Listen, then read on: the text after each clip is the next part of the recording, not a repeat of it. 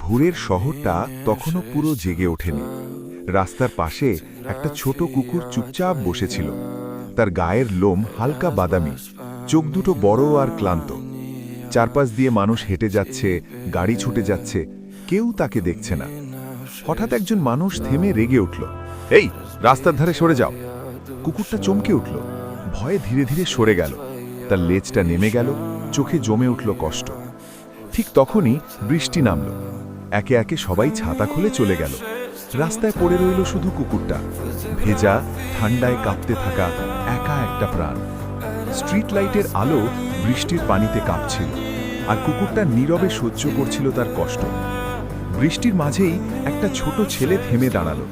সে কুকুরটার চোখের দিকে তাকালো। সেই চোখে ভয় ছিল, কিন্তু তার চেয়েও বেশি ছিল আশা। ছেলেটা ব্যাগ থেকে একটা বিস্কুট বের করে সামনে এগিয়ে দিল। ভয় পেও না, সে মৃদু করে বলল। কুকুরটা ধীরে ধীরে এগিয়ে এলো। প্রথমবারের মতো তার লেজটা নড়ল। কিছুক্ষণ পর বৃষ্টি থেমে গেল।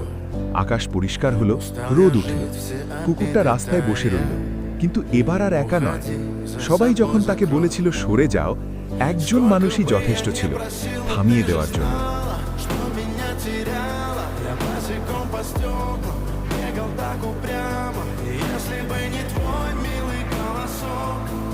Я бы